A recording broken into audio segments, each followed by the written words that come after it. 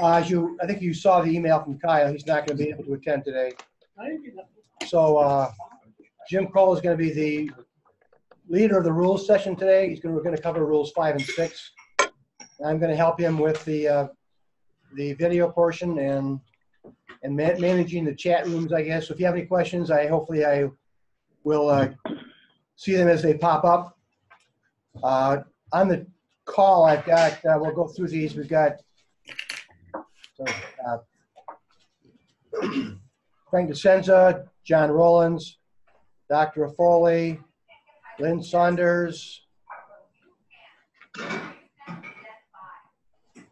Tony Barra. Is that Tony Barra? Chris Bennett, Jack Elster, Doug Slattery, Lee Jewett, Mark Rushhover, Dan Longway, Guy Gollum. Anybody else out there? Oh, here we got Sarah Wold. We got Jeff. Jeff, I forgot your last name. Ford. Oh, Jeff Ford. Bill Moss is here. JW. Better than General Motors. And Galaxy Tab A. Galaxy Tab A. That's a old answer. Gary Shepard, Charles McCullough. Anybody else out there? Herb Black. Herb Black. Black's here, okay. Okay, with that, we'll get started. Jim, go ahead and proceed. All right. The floor. You know, there's sort of a natural tension here between covering every word of every rule and hoping to get all 24 rules done by the time our season starts. So, you know, we're the committee. We can do anything we want. What I've done today is to go through and see if I can't summarize. So, everybody's got their book. Everybody can see it on the board. I just want to go through and say what the things are, try and find and highlight the changes, or the little things that'll bedevil you. Now, since we don't know how long this is going to take, I'd like to put questions off until the end. And we'll see how it goes, and that's it. We'll just see. Rule number 5, it's useful often just to look at their heading so we know where they're going. Again, they've written these rules so that you can officiate in the field and just be able to look at what's there and go to where the answer is. So rule 5 starts with the meaning of the round, practice on the course before or between rounds, starting and ending the round, playing in groups, practicing during the round or while play is stopped. And a little digression here, notice practice is spelled with an S. Apparently in Great Britain, if it's a verb, it's spelled with an S. If it's a noun, it's spelled with a C. Go figure. 5.6, unreasonable delay, prompt pace of play. 5.7, stopping play and resuming play. So let's start with the meaning of the round. It is 18 or fewer holes in order set by the committee. This is one they like to put on a test and disguise it, but it's 18 or fewer. A tied match, as you know, I hope continues one hole at a time. In stroke play, it's a new round. So if the person's busted the club and can't replace it, in stroke play, if they go into a playoff, they can replace it. In match play, they can't. During a round means during a round. It does not mean while play is stopped. 5.2, practicing on the courts before or between rounds. That means playing a ball or testing a putting green by rolling a ball or rubbing the green. Interestingly here, this prohibition does not apply to the caddy. And I think an easy way to remember that, like in the stroke play of the Michigan Amateur, we got stroke play in the morning and a different group in the afternoon. Your caddy in the afternoon could be somebody that played the way they do it. Somebody wants to say that's not particularly logical. We could have a discussion, but that's what it is. Match play, you can practice before or between rounds. And the reason that was explained to me is in stroke play, you could have typically 70 people going out on the course, and you just can't have that many people on the course. If it's match play, there's just 2 of you, so it's no particular burden. Stroke play, on the day of a competition, you can't, except of course, like always, you can putt or chip near the first teeing area and can practice at any practice area. And this may be a good point. Teeing area, I mean, we all look at the tee and we see the shortcut grass and think of that as the teeing area. That's not the teeing area. The teeing area is the distance between the 2 tee markers and 2 club lengths back on the hole you're playing. So, like if there's 3, let's call them tee-type areas, and the tees are set in the middle one, if you're chipping and putting at one that is 40 yards from there, you're likely subject to penalty because it's not that right teeing area. And a change, I think this is a change for the new rules. Now, in stroke play, a player can practice on the course after his round or her round is completed, and they won't be playing any more holes on the course that day. So now, if your round is over and you're not going to be playing any more holes, so for example, you're in stroke play, but maybe going into match play, or there could be a playoff, don't practice on the course. And this is another one of the progressive penalties. The first time you do it, you get the general penalty. Second time you do it, it's disqualification. Can I ask a question? No, at the end. Okay. 5.3, when to start a round. When a player makes a stroke to start the hole,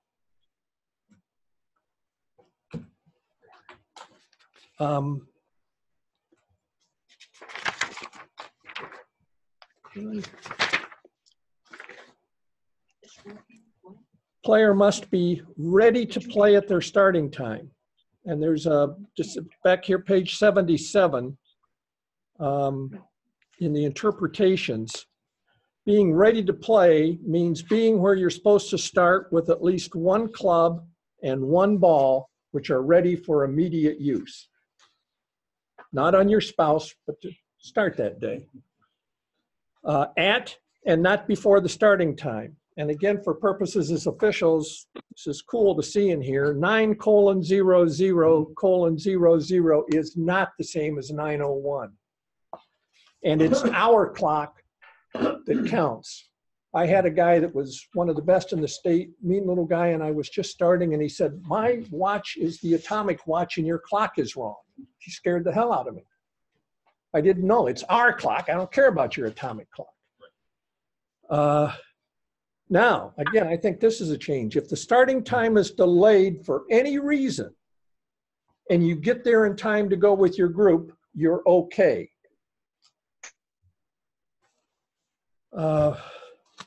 And then in the big book, interpretations. If the player leaves early, the player's early to our starting point, then leaves, goes back to their locker to get something, comes back, and now they're there after their starting time, they're late. They get the penalty. What that means, though, however, to apply that, the tee time is like 8:10. We're playing in threesomes. All 3 guys have to be there at 8:10. Right. Okay. Right.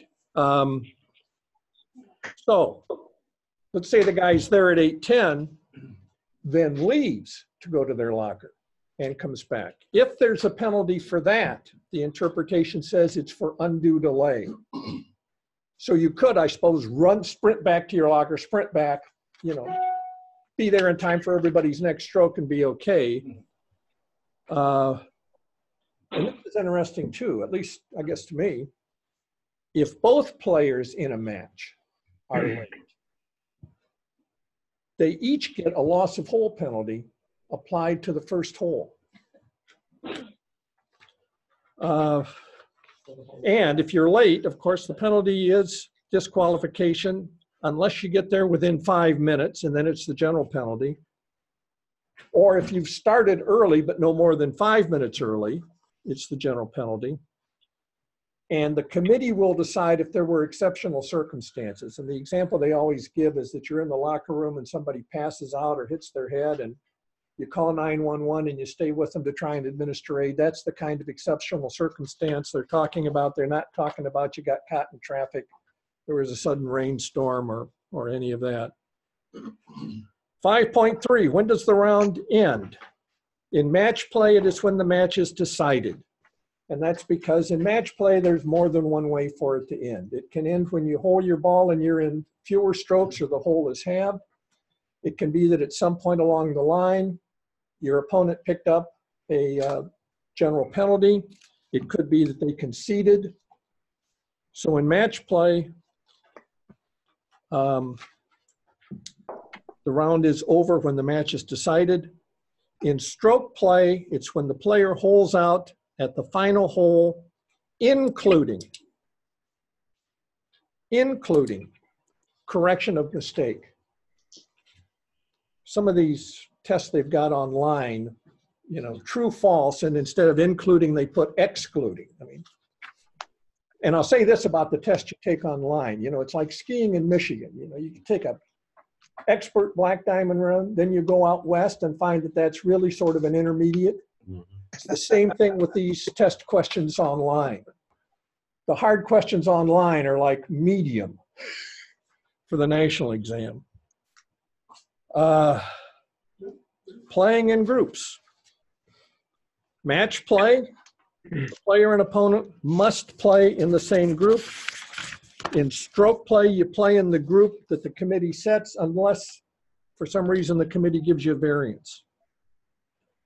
Practicing during the round or while play is stopped. No practice strokes. No practice strokes when playing a hole. And as we'll see in a second, there's a difference between a practice stroke and a practice swing. And that's at any ball. And again, the interpretations point out that if, for example, you had one of those little plastic wiffle balls, if you made a swing at that, that's a plastic stroke and you violated the rule. But a practice swing would be like trying to hit a leaf as practice, trying to hit a broken tee, something like that is a practice swing because you didn't have any intent to strike a ball.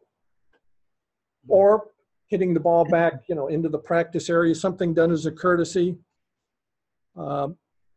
And it is not a practice stroke if you did it in playing out a hole whose result has been decided. For example, in match play, you're DQ'd, but you think, you know, I just as soon like to play along with you to finish the hole. No further penalty there.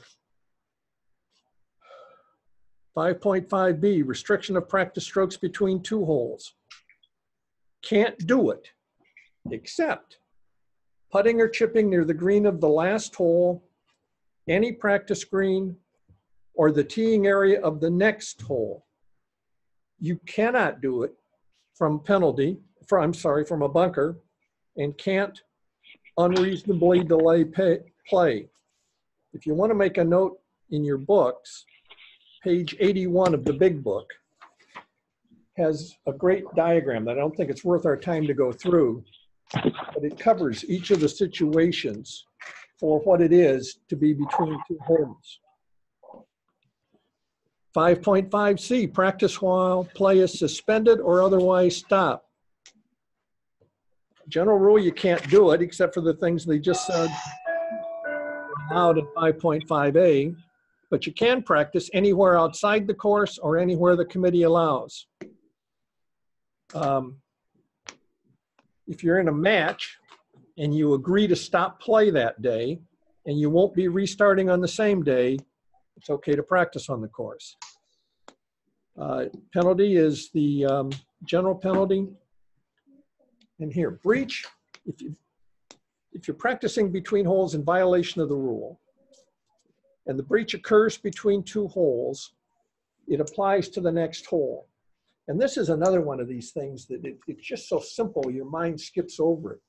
golf is played on a hole-by-hole basis. So typically, if it happens during play of a hole, you're going to be penalized on that hole. If it happens here, after you've completed play of a hole, that score has already been established, so you're going to apply the penalty forward. The thing is, I can't tell you that applies every time, but it applies most every time, at least.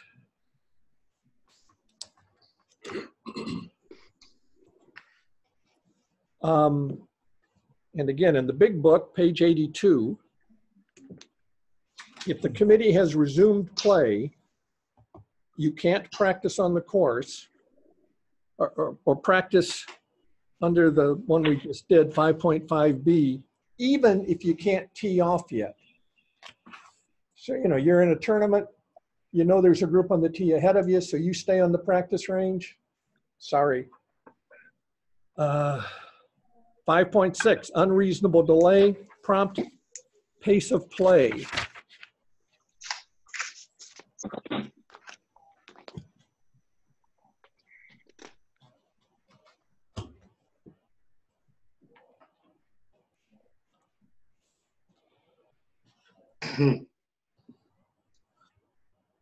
I love this. This is a line that is made for the people that are listening in, who will officiate. A round of golf is meant to be played at a prompt pace. When somebody's playing slow and gets in your face, I mean, it's right here in the rule. It's meant to be played promptly, not as dawdling as you're doing this afternoon. Put that together with the 9:00:00:00, and now we got some ammunition. Where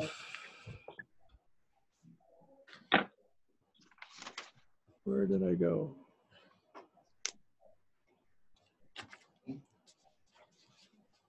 (5.6b). Pace of play recommendations.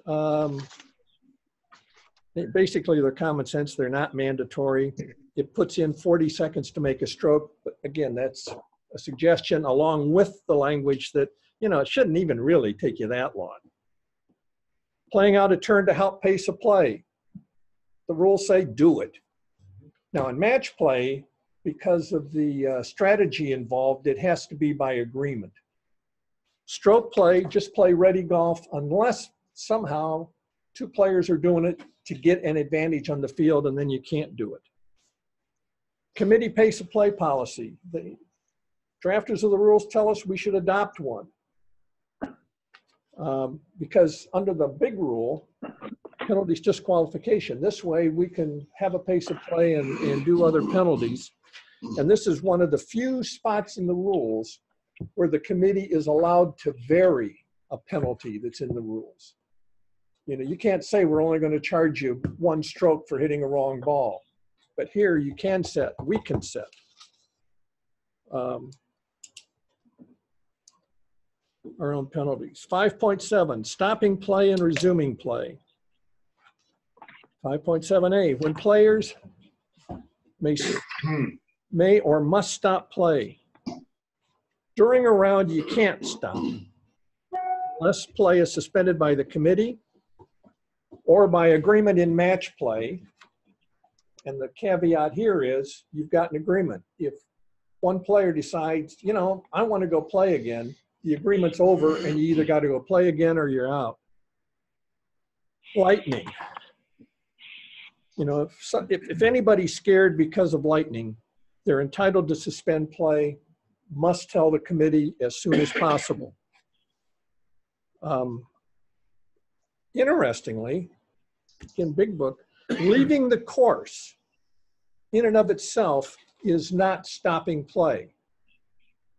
Might get you for unreasonable delay, but the mere fact that you left and came back doesn't fit the definition of stopping play. If a player stops for any other reason than those that we just mentioned and fails to report to the committee, penalty is disqualification. If you want to make a note in your book at page 86 of the Big Book, they've got some good common sense examples of what they're talking about here. What players must do when the committee suspends play. types of suspensions. An immediate suspension, which is imminent danger. Stop at once. Don't make another stroke. Don't make another stroke until play is resumed. This surprised me then to read in the big book. If you're standing over your ball and about to make a stroke, it's okay to go ahead and hit the ball. I mean, you know, if you're there and you were about to swing and you hear the siren, you can finish. But, they point out, if it's like you've just got a short putt and you want to tap it in, or you want to hit the ball because you got a favorable wind, no, that doesn't work. And, again, they're talking about a stroke, so you could drop a ball, take relief before you go in, right? That's their rule. I mean, it seems to me if you want to get people off the course immediately because there's lightning, you want to get them off immediately and not be making exceptions, but those are the exceptions. What they call a normal suspension is for stuff like darkness or an unplayable course. I mean, this stuff we probably already know. The group's between two holes, you got to stop and don't make any more strokes. If you're playing a hole, the group decides. Do it in a short amount of time, hopefully less than 2 minutes. If the group continues, they can finish or decide again to stop before the hole's over. Once it's over, you don't get any more strokes. Again, if players don't agree in match play and one stops, the other must stop or they get the general penalty.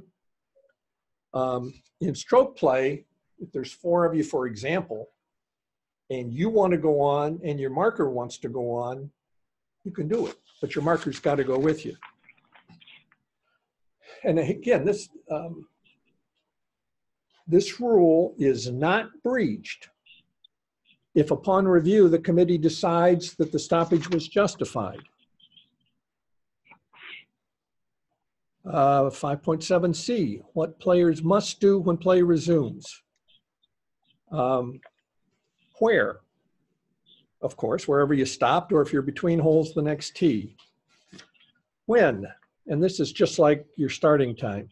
You got to be there where you're supposed to be and ready to play, one club, one ball, and ready at the right time and not before. And again, if your ability to resume is delayed for any reason, as it could be, you know, a big tournament with like a group right ahead of you in the fairway so you can't hit, no penalty if you're there and ready to go when your team reaches the tee. And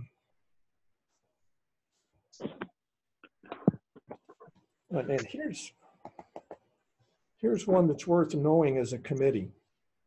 Let's say we suspend play for lightning.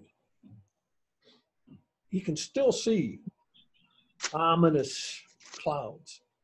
All of our reasonable means, lightning isn't in the area, so we say it's safe to go back on the course. If that happens, the player does not have the ability to say, I'm scared of lightning, I'm staying in.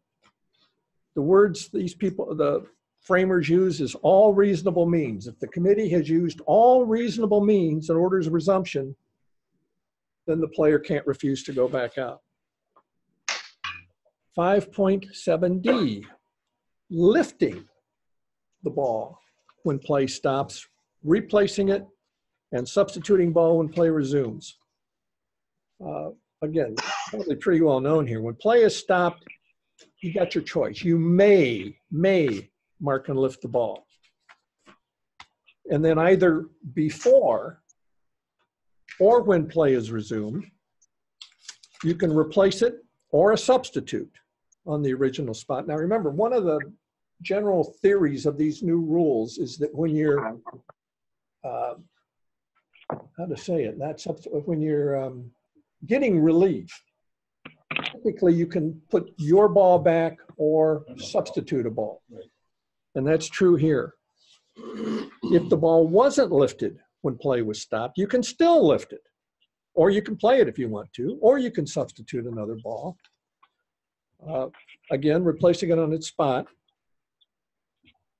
No matter what, whether you lifted it or left it there, if the lie, I don't get this, but I suppose it could happen. If the lie is altered as a result of the lift, replace it or another ball. It's 14.2D. If the lie is altered after the ball is lifted and before it's replaced, 14.2D does not apply. And the original ball or a sub must be replaced on the same spot or estimated. If the lie or the other conditions affecting the stroke were worsened, then you use 8.1D, which deals with what happens when conditions were worsened. Let me stop here too, just for a second. Just personally, I am not a big fan of having to memorize things. But one term that is really helpful to memorize when you're reading the word conditions affecting the stroke. I mean, if your mind doesn't just stop there and glop onto that, these are just 3 easily understood English words and you go right past it, but it's got 4 parts to it. 5. The conditions affecting the stroke are the lie, the area of intended stance, the area of intended swing, the line of play, and relief area if you're going to take relief. And we know how exact these people are. When they use that, it could be one or any number of those in combination. So conditions affecting the stroke, if you can get over the natural distaste for having to memorize things, that's a good term to memorize. What to do if the ball or ball marker is moved while play stopped, including due to natural forces. Either replace or substitute on the original spot or estimated under 14.2, or place a ball marker to mark the original spot and then replace the ball. And again, if conditions were worsened, use 8.1D. Back to the big book, page 90. Again, I have mixed feelings about going to the big book because once you get something in mind, it just seems after that they sort of swing at you when you're not looking. So, ball's in the bunker, play is suspended, you mark it. Overnight, the crew rakes the bunker. Big book says you do not have to recreate the lie.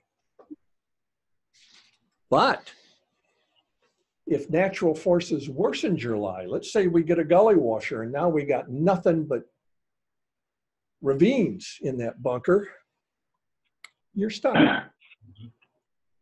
Like somebody once said, on every golf course, there's a place where good luck ends and bad luck starts, and sorry, but you just found it.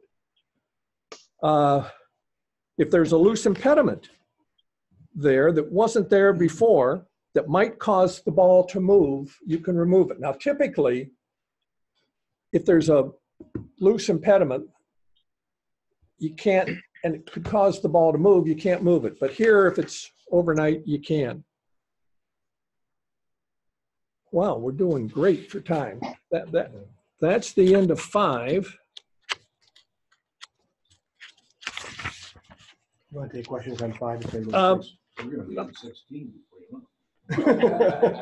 I mean, here, I could go a couple, but here, no, let's stay with it. Okay, so are we going to have questions about 5 now? Let me get through. My fear is that we get through all of these weeks and we've only covered 12 rules, or 14 rules. Let me make sure we got 6 covered and we'll come back. And 6. 6 is playing the hole. The last one was playing the course, now we're playing the hole.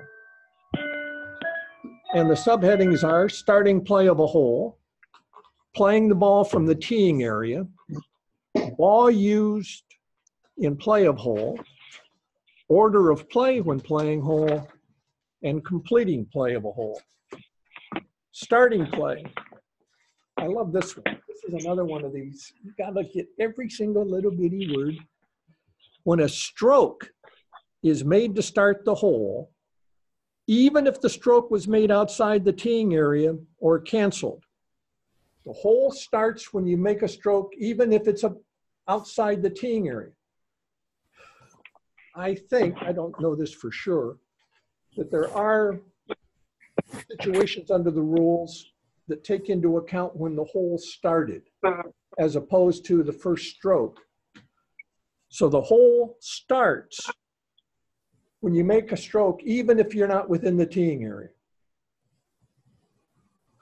And of course, next point is it's got to be played from within the teeing area. Match play, of course, there's no penalty, but they can cancel the stroke. To cancel the stroke and be valid, it's got to be done before any other player makes a stroke. Cancellation, like a concession, cannot be withdrawn. If the stroke's canceled, it's still that player's turn and they must play. If it's not canceled, the stroke counts, the ball is in play, and must be played as it lies. Big Book, page 93. This is the sort of thing that would be a part of a question on a national rules exam. Match play. Player A tees the ball up ahead of the tee markers, hooks the ball out of bounds. Doesn't take a genius here, not going to cancel that stroke. Out of bounds, required to come back under stroke and distance, right? Can they tee their ball up? No. No, they did not play from the teeing area. Stroke and distance, you got to come back to where you did play from. I mean, once you read it, it makes sense. Would you, I'm speaking for myself, would I have thought of it on my own? Not this lifetime. It's still stroke and distance. It's still stroke and distance, but you can't tee it. And again, you got to keep in mind the teeing area is a very precise area. It's the tee markers and 2 club lengths back. So then if the person hits it out of bounds, the tee from in front of the tees, comes back, puts a tee in the teeing area, and the opponent says, wait, you can't do that. You have to put it where it was. And they go, well, if I was outside, why didn't you tell me? Match play. Match play. Match play. You're just chuckling as you see it. Well, and worse, if he now strikes that ball inside the teeing area that he's teed up, he's played from a wrong place. Possible. It's another two. Go on to the next one. All right. So now you're really pissed. In stroke play, general penalty, must correct mistake. Ball played from outside the playing area or teeing area is not in play. Strokes and penalties made before the mistake is corrected don't count. And if you don't correct before you tee off again, DQ. Page 93. What do you do if both tees are missing? Answer, use your best judgment. Now, this isn't in the rules, but you know, you think if this is happening to you and you've got the field behind you and you don't have an official around, I mean, if it were me, I'd do something like either like put a group of 3 golf balls where we've teed off from, or 3 tees, something that would alert the people behind that there's something, but there's nothing in the rule says you got to do that. It just says if they're not there, use your best judgment. 6.2, playing the ball from the teeing area. Whenever a player is required or allowed to play a ball from the teeing area, which includes starting play of a hole, of course, playing again from the teeing area under a rule, or your ball's in the teeing area after a stroke or taking relief. So for example, you just nudge the ball, it hits the trunk of a tree, rolls back on a sprinkler head that's right next to the teeing area. Your relief area is in the teeing area. All right, when is the ball in the teeing area? When it touches or is above any part of the teeing area. I'll tell you in a second, they really don't mean that. The player can stand, and note the player can stand outside the teeing area to hit a ball that is within it. There are decisions about a tree overhanging the teeing area, and you can't break that to improve your stance or swing. my guess is that they say above any part of the tee area to cover the part where you're just putting the ball on a tee. When you're in the teeing area, you can either play from a tee or the ground itself. And look at sub 2 here on page 59. Penalty. The best I can figure is what they're saying here is that if a stroke is made when your ball is on a non-conforming tee, the first time you do it, it's the general penalty, and this is another progressive. Second time, it's the Dairy Queen. But I mean, I don't see anything else in that rule that would get that penalty other than putting your ball on a bad tee. Now, sub 3, certain conditions in teeing area may be improved. If we go back again to the very basic elements that the framers of the rules are trying to put in our mind, the general area is anything that's in bounds. Carved out of that are 4 other places: the teeing area and the green of the hole that you're playing, bunkers, and penalty areas. Each of those 4 areas are treated differently, and they each have their own set of rules. And nowhere will that jump out at you anymore, I don't think, than right here. Because these are things you can't do other places than on the tee. Alter the surface of the ground, like, you know, kick it so you can put a ball on it. This next one especially: move, bend, or break grass, weeds, or other natural objects that are attached or growing in the area. Do that anywhere else and look for the none to take a ruler to your wrist. Remove or press down sand and soil in the teeing area. Well, you could do that on the green, but not elsewhere. Remove dew, frost, and water in the teeing area. Try and move water anywhere else on the course. But it's the general penalty if you take any other action to affect the conditions affecting the stroke: lie, stance, swing, line of play, or relief area. Restrictions on moving tee markers when playing from the teeing area. The committee sets them. They shouldn't be changed. If the player improves the conditions affecting stroke by moving a tee marker before they play, it's the general penalty. In all other situations, tee markers are movable obstructions, which is Rule 15.2. That means, again, 5 areas of the course. The teeing area is the teeing area of the hole you're playing. We all know there's lots of places, think Forest Lake, for example, where it's just the easiest thing in the world to hit onto a tee of another hole. If that happens, it's just a movable obstruction. Pick it up, move it away, take your stroke, put it back.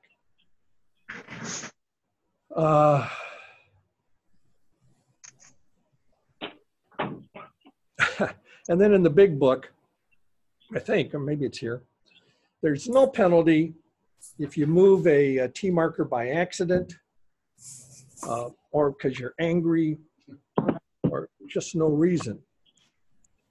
But you get disqualified if you move one or more because you think they should be in a different position, or your anger has reached the point that you deliberately destroy one or both of them.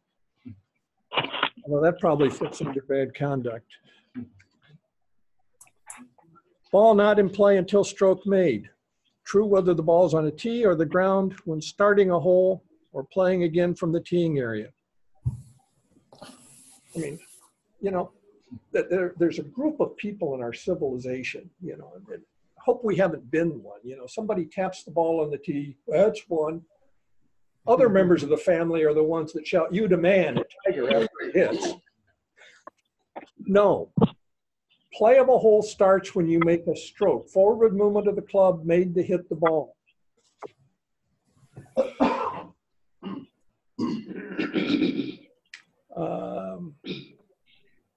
And until you make that stroke, the ball can be lifted or moved without penalty anywhere in the teeing area.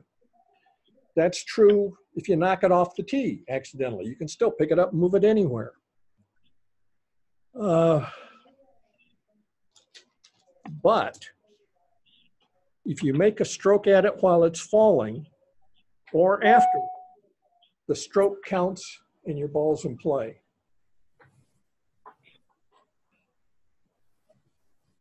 When is the ball in the teeing area? It's in the teeing area after a stroke, including a whiff, or after taking relief, and then again, you've whiffed the ball. You can still lift and move the ball without penalty, or play it or another ball anywhere within the teeing area.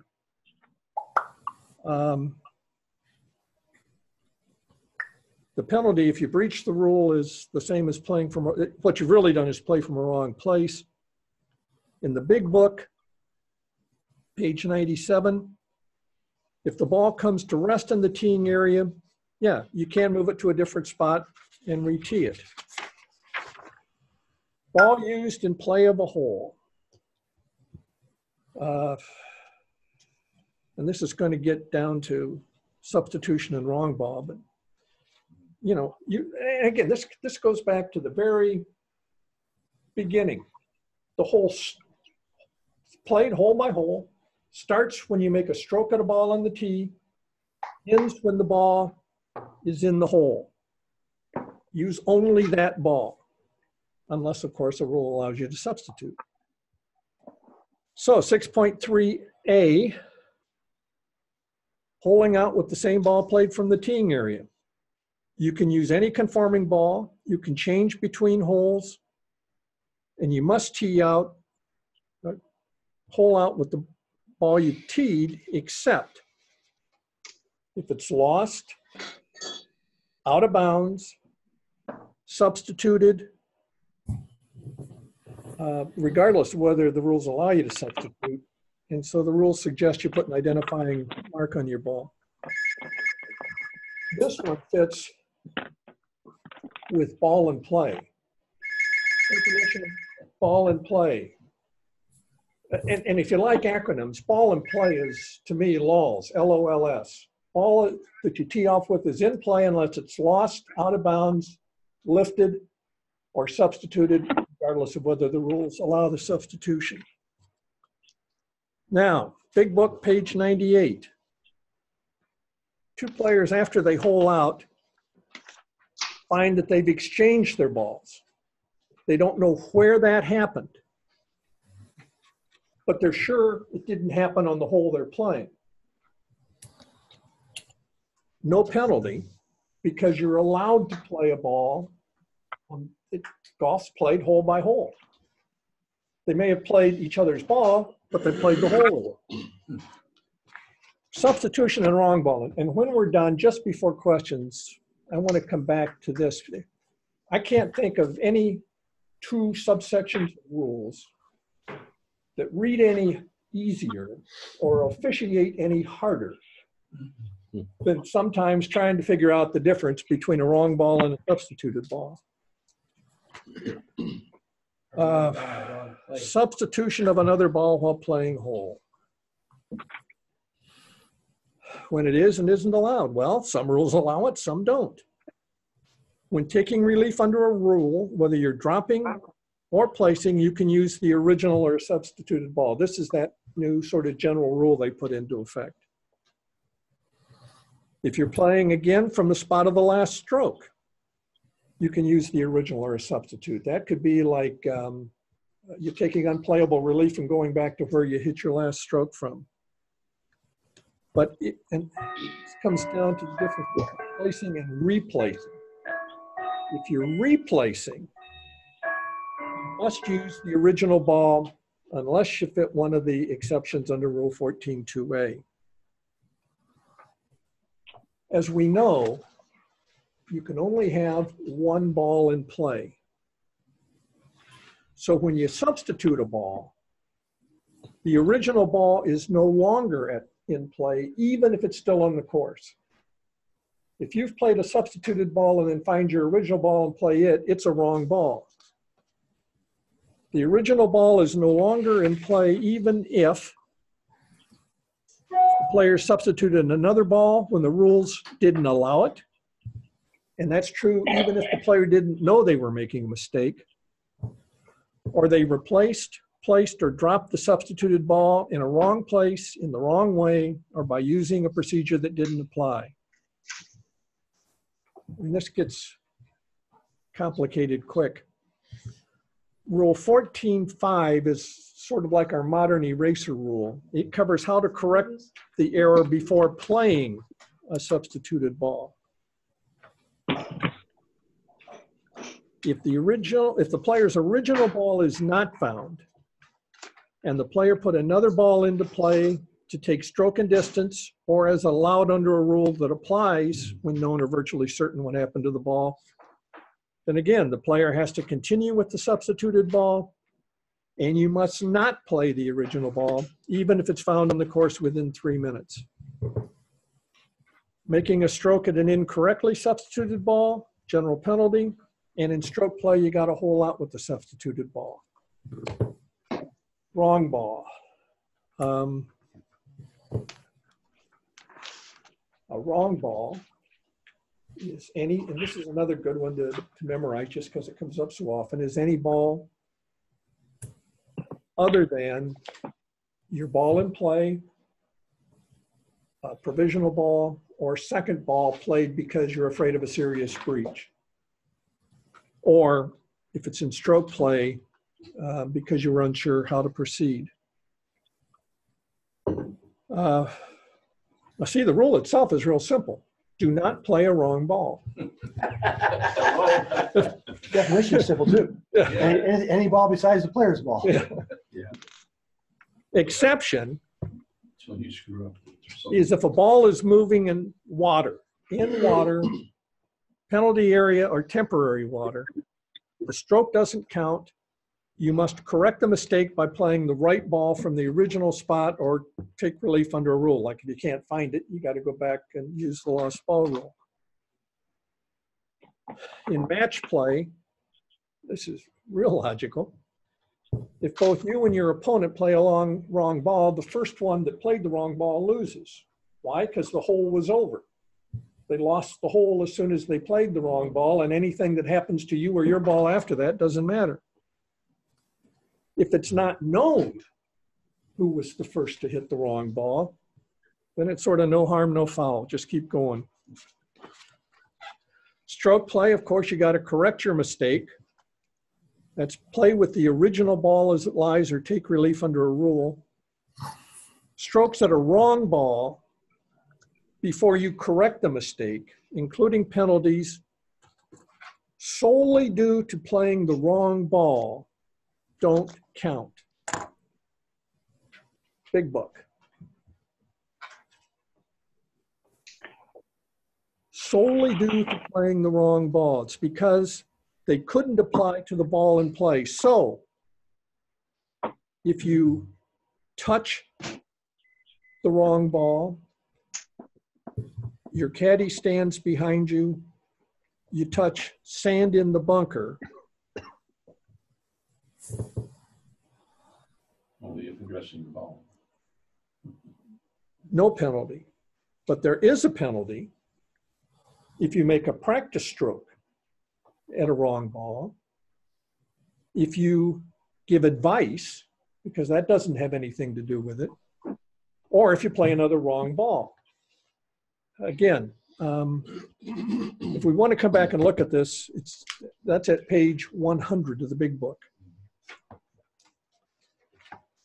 And of course, on the wrong ball, if the person that played the wrong ball doesn't correct before teeing off on the next hole, or if it's the last hole before they return the scorecard, it's disqualification. What to do when the player's ball is played by another player as a wrong ball? Again, we're back to known or virtually certain that it happened. You replace the original ball or another ball on that spot, even if the original ball is found. Sub D, when player may play more than one ball at a time. Yeah, only when playing a provisional ball or two balls. Order of play when playing a hole, 6.4. Value judgment, I don't think there's much in match play that's worth comment that you wouldn't know. Same for stroke play with but one exception, because this comes up all the time. And if you're playing in a handicap competition, the person that has the honor is judged by gross score. Gross score. And again, you can play ready golf unless it's to give an advantage. When player will play provisional or another ball from the teeing area. Everybody, say there's 4 of you, and it's the second one that wants to hit a provisional ball. 3 tees off, 4 tees off, then it's back to 2 for the provisional ball. If more than one has to hit a provisional ball, same order. 6.4D. When player takes relief or will play provisional ball from anywhere but the teeing area, because again, teeing area's got its own little set of rules. When a player becomes aware that stroke and distance is required, the order of play is based on the spot where the previous stroke was made.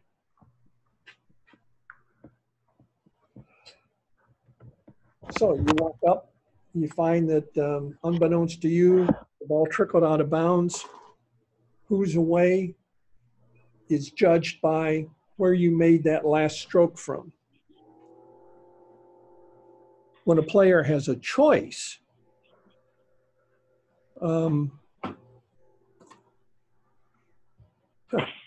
understand my typed. Oh, the order of play is based on where the original ball lies. And interestingly, that applies even when the player has decided to take stroke and distance or any other place where the ball lies, like in a penalty area or unplayable. I think that's true, even if you change your mind. Provisional ball, play it right away before anyone else plays.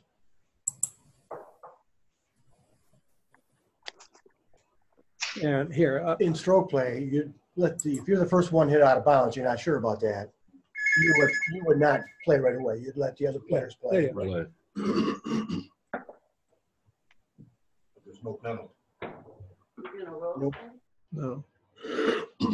Completing play of a hole is when, again, in match play, the player holes out, the next stroke is conceded, or when the result of the hole has been decided, which could be loss of hole, concession, or you can't beat the opponent's score, beat or tie. Stroke play when you hole out. All right, big book, page 104. In match play, A tees off, B tees off, B then hits a provisional ball.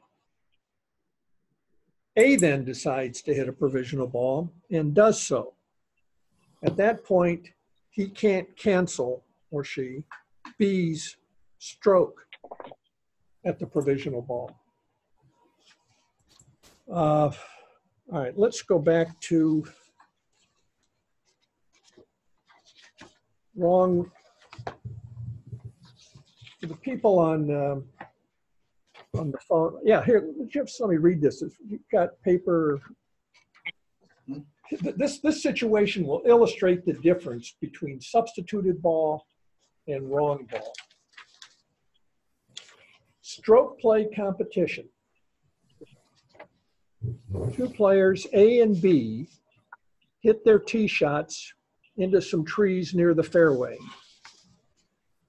When they arrive to where the balls are likely to be, A sees a ball on a cart path, which incorrectly they believe to be B's ball. Because A thinks that's B's ball,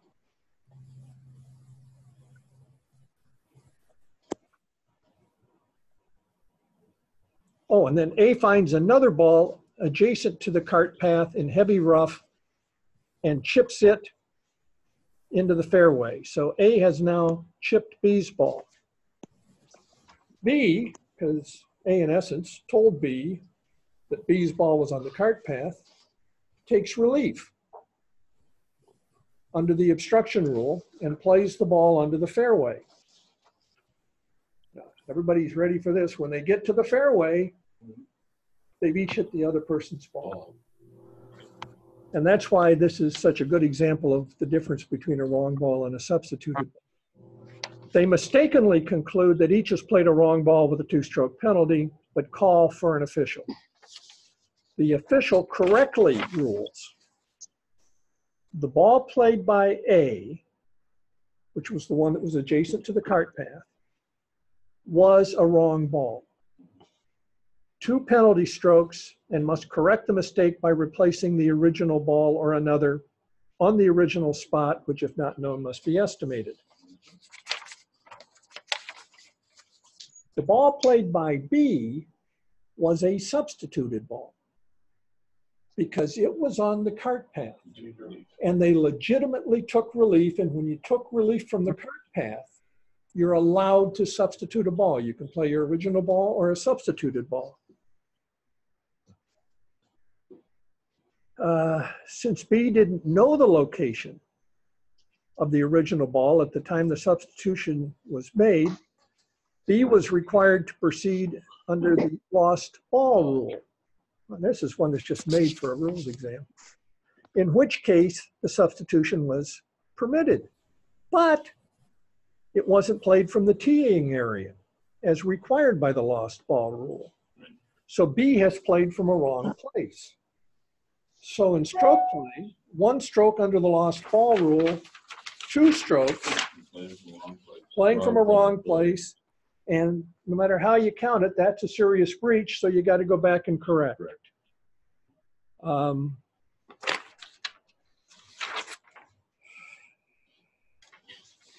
That's it. Take a break. Sure.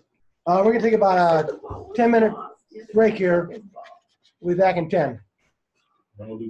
He never found the ball. It wasn't. The one thing they didn't tell you, they didn't complete the story. Well, it belonged to one of the 2 of them? Yeah, Yeah. So then the other ball wasn't lost. So they the each hit each guy other's hit it. golf ball. right. But that was. But- only And he lost. hit the ball that was supposedly lost before But the it was other a guy hit legal it. So how could it be substitution, but lost? hit from the wrong spot. Because it wasn't found within 3 minutes. He didn't find it. He didn't. That was B's fault because he let it. It be stroke play because it was match play. Then The ball the, was lost when they hit the wrong ball. Right. On to the next ball. Can Kyle But, I put mean- that on the website? Always happens, but you know, especially on these online tests, that's frequently the deal. Like you got 4 answers. If there's a substitution, if substitution is allowed under the rule, then it's a substituted ball. But a lot of times you can just go nuts trying to figure it out. believe me, I've been there. But now, the exam is not supposed to be over the interpreter. The national exam? Right. But you Yeah, can right. rest assured You gotta some of do it. those issues will be in here. Correct. Not in here. I'm going to find out. It'll be a month, but Yeah, they are too. I'm going into February. Salt Lake City. 2 main reasons. They had openings. It's a Delta hub. Oh, and I had points, but I can use points for a hotel anywhere.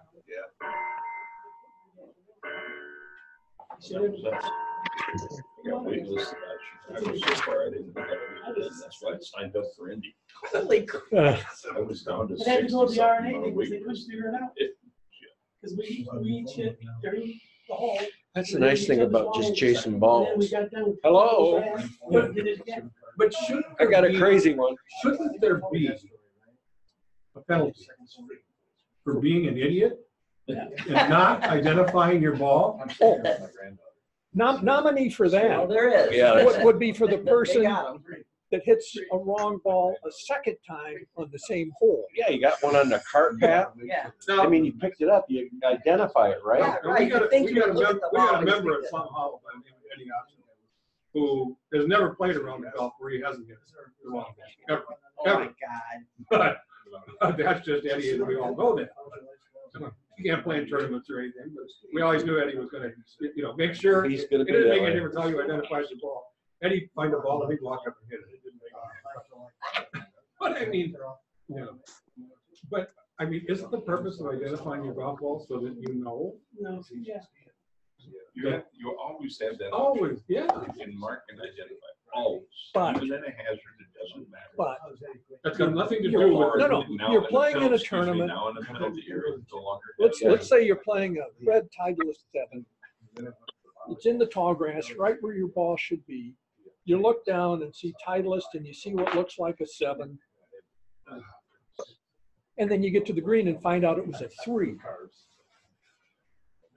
I know, it happens. I will never have that problem. There's enough shit on my golf ball. And you're not gonna hit it either, because you're gonna go, who drew all those pictures and why are they there? But I either read or somebody told me that there's a feeling among players to put a minimal mark on their ball because they want to be able to lift and identify it, and then they can put it back, like orienting the label or the little line on it or whatever. Jeannie Myers would tell you that. Yeah, that may have been where I heard it. Yeah. You gotta put that there. No, you can. Now You can turn it. No, you always could. You always could change the orientation of the ball. You had to put it in the same spot, Spot. but the orientation The of only the ball thing was you never couldn't in. do is if it had mud on it. You couldn't turn the mud down Right. to use it as a tee.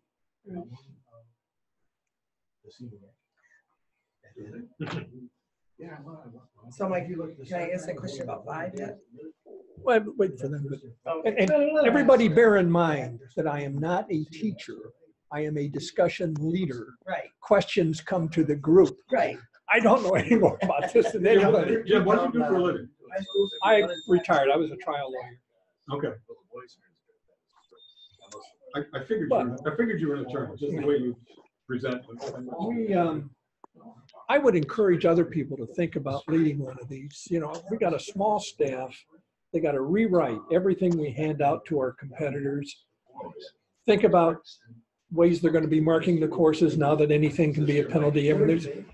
And so, poor Kyle, X number of hours taking out of his week trying to get ready for us. So, Jeannie Myers. Poor Kyle is doing 3 jobs. yeah. So, I mean, that's, Oh, yeah. Once I got one of my. I'm not going to speak for anybody else, but that was my Jeannie Myers was motivation. talking to my wife, and she said, you guys, again, need to think about this. That if somebody offers Kyle twice what he's making, we have nobody in GAM who's got that kind of rules knowledge.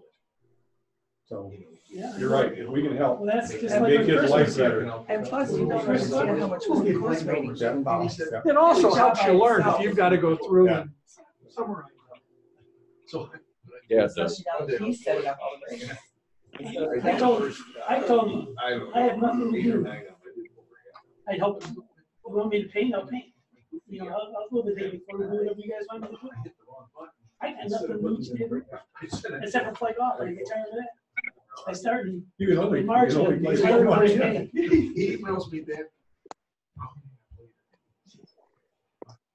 I think you're gonna have to rely an awful lot more on all of us To do what? to do all kinds of things. Oh, yeah. And it's. Most of us are retired enough. Flashcards. We I'm did probably nothing. busier now than when I worked. That's what I'm trying to figure out. It's a little over the top. Yes. Because Um, he's just gonna run out. Yeah. You know, I don't between horse reading rules and handicap. Helped him. Dumb down. You just can't. And then he goes to the events and he's a Muslim. Carol, what are you doing here? Well, we need to move. We should have told him we could have got people. I got friends that are dying to do this stuff. They don't want to take the time that we do.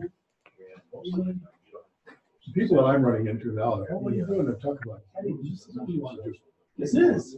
I got two of the ladies up at Shandy to do it. Give something back, you know. Because it's the number one. Right? My only You complaint about see a all lot of this, good golf. my only complaint about all this is we're learning all this from less than 1% of the people that play. The other 99.9%. Well, it's not that they cheat, they just don't know the rule. Well, they may, but, I mean, cheat is intentionally. Well, There's a- they don't finish There are a their few, funds. there are a few who do that, we all know. In all of our clubs, we all have. That's 3% of the world. Yeah, but, um, But I, but there's an awful lot of 97% people do. that really don't know. I would guess Well, that they both scores for 90% of the people that call themselves golfers Yeah.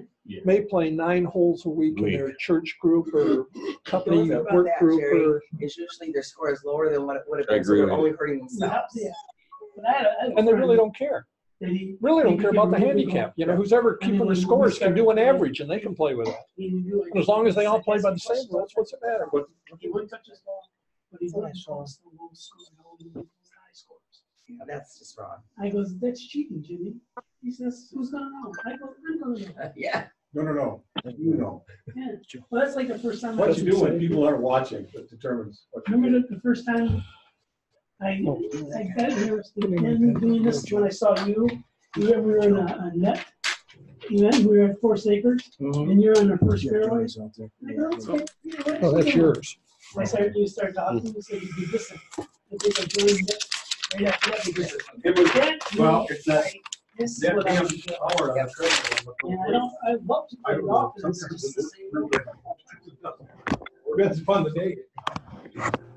As my dad always used to say, it's not when you get up in the morning, whether or not you're gonna have an acre of paint, it's where. Yeah. So, It's like last year, I must have played 130 rounds and I posted 10. Only for the fact that every time I play, I'm playing with guys that didn't get the ball. I said, no, I want to put out. I'm tired of arguing with them, so I just pick it up. So I don't post that score. Yeah, that's why I don't, I play with you twice, and I keep my wallet in my pocket. That was enough. now there's a good, so you played 130 rounds, you posted 10 scores. But I don't play any return. Or I was gonna say, because if you're playing with me, you're a 0. Oh, yeah. No, I got hit. I got hit. You gotta start at It's just 0. not-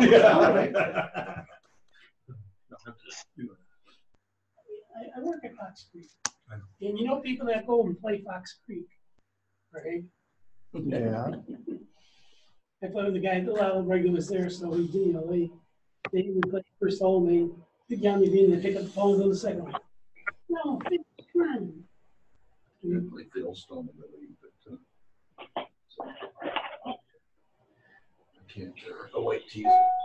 Too many carries right You gotta now. go to the forward tees, my handicap went up on the Yeah, the forward guys don't tees. wanna play the forward tees. Okay, we're gonna get a resume here. It's, what's your next, again, Jim's got a few. And I have just but a point before we start questions. I am not and was not a teacher. I am a discussion leader. Questions are for the group. Oh, yeah? Okay. In other words, You're on your own.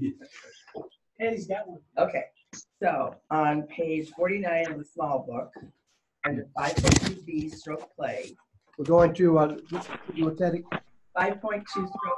5.2B stroke play on page 49 of the small book.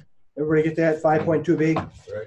It says on the day of stroke play competition, must not practice on the course except by the tee. But then the second line says, a player may practice on the course after completing play of his or her final round for that day. So that means that you're at a competition and you're staying somewhere, and after you're done for that day, you could go out and play a practice round. That's correct, yeah. Okay. Unless the committee. Unless the committee says puts it not, on the sheet. right. Unless the committee prohibits. Right. Now, Normally if that a, wasn't true. if a player, that was a change, right? Yeah, in match play, it's always been you could, but Now, if a player is in stroke play and he thinks he's through for the day, he ends up being in a playoff, oops. and Yeah. the playoff is being held on that same course, Yeah. then there's a problem. Right. Here, if you look at page It's gonna be 75 of the two-stroke big book. Two-stroke penalty applied to the first hole. It's a general penalty. 75 in the First breach is a general penalty. Second breach is a disqualification. At 75 makes clear in stroke play, player has completed the round. They aren't going to play any more holes that day on that course. Just as Craig says, though, if the player finishes one round but will play another round or part of a round on that course, then practice is a breach. Right. When, how long ago did they, is that after you got done, you couldn't play any, you know, like if you, because one time, this is where I met somebody that I really, I met Marv for the first time. And I was playing with the Publics and we were playing up north. So I had an early tea time. And so we got done and everybody's eating and I don't know, I like to play golf. So I went out there and I went to tee up the ball and all of a sudden he yells out the window, you touched that ball, you hit that ball, you disqualified. No wonder he does it. Yeah, that's my mark. But and then he just me out the next day, you know, you can't do that. I didn't know. No, I I don't. wanted to play golf. But Yeah, that's a change. And they used to, you're right, the first breach used to be a disqualification. Now they changed it to a general penalty for the first breach, Yeah. DQ for the second breach. yeah, but, I didn't know that. But now you could. Now you could. You know, I'm not, I don't. This is a kinder, gentler version. Thank goodness. Because I was actually thinking of the Spring Lake Ladies Invitational, where the first round is stroke play qualifying, and after that it's match play. And a lot of the ladies used to go out and play in the afternoon after the round was done. But since by that time it would already become match play, right? Right. So it didn't matter. See, if that's, yeah, I think, and if it's once the become stroke match play, Competition is ended. yeah, the stroke play is ended, you can go into match play, which allows practice. Well, good. I mean, there's a good example here, still in 75.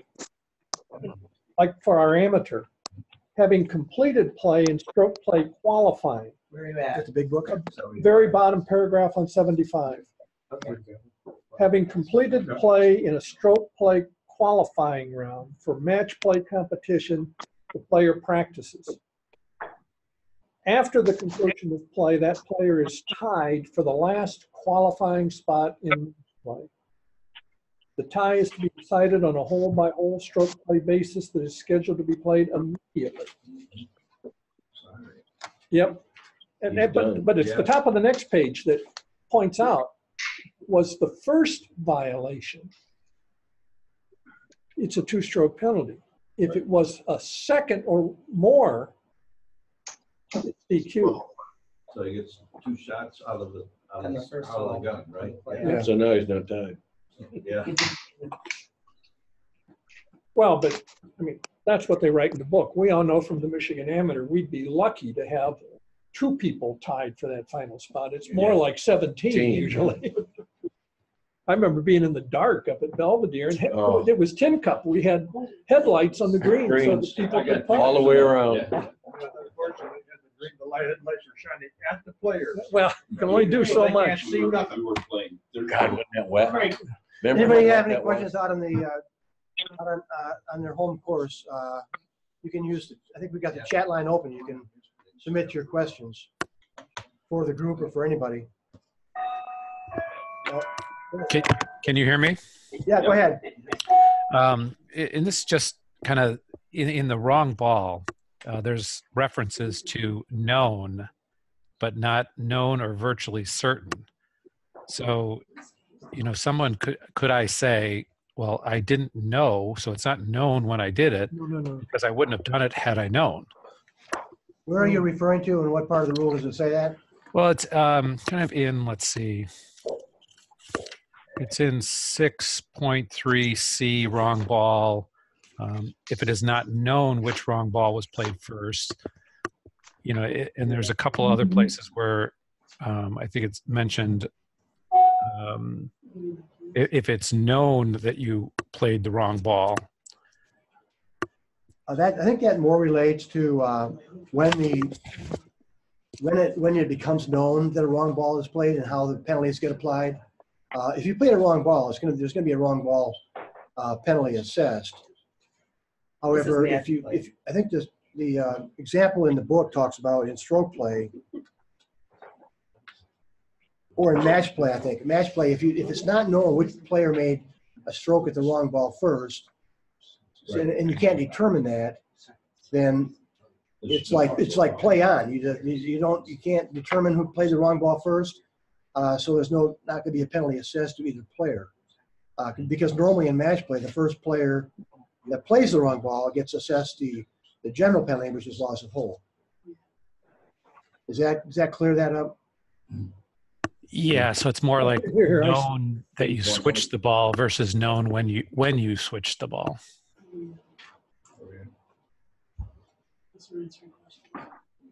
Grab page 100 in the big book. Okay.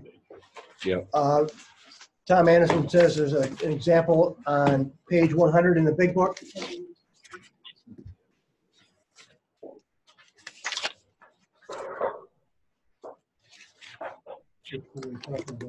Wrong ball. Stroke play. Isn't that what he was saying with stroke play? You're talking about the top of page 100? Yeah. The interpretation. Yeah, in the big book in Rule 6, in match play, the player who plays the wrong ball, first player to make a stroke at a wrong ball gets a general penalty, loss of hole. If it is not known which ball was played first, there is no penalty, and the hole gets played out with the balls exchanged. In stroke play, it's going to become apparent at some point that a player has played the wrong ball. Hopefully it becomes apparent before the player tees off on the next hole. Otherwise, the player can't be corrected, and it's going to be DQ'd. So in stroke play, the player must correct the mistake by continuing play with either the original ball as it lies or taking relief under the rules. The stroke made with the wrong ball and any strokes before the mistake is corrected do not count, nor do any penalties do not count. And if the player does not correct the mistake before making the stroke to begin another hole or the final hole of the round, or before returning the scorecard, the player is going to be disqualified. So at some point, it's going to become known that the player has played the wrong ball, I would think, right? Unless it's a lost ball that the player hit and they don't admit it. Otherwise, I mean, if the player doesn't know he made a breach of a rule, I guess if he plays out an entire round with that, see he's got the same ball, same marking, I mean, it's going to be be a little unusual, I would think. Yeah. It seems kind of weird about that. How could they not? How could he not know? Well, only if he hit the other person's ball. If he hit some other lost ball. I look it up every time. Were you thinking back to Jim's example that he was reading through about that player who made a substitution for relief on the cart path? No, I don't know when I jotted this down about the known question mark.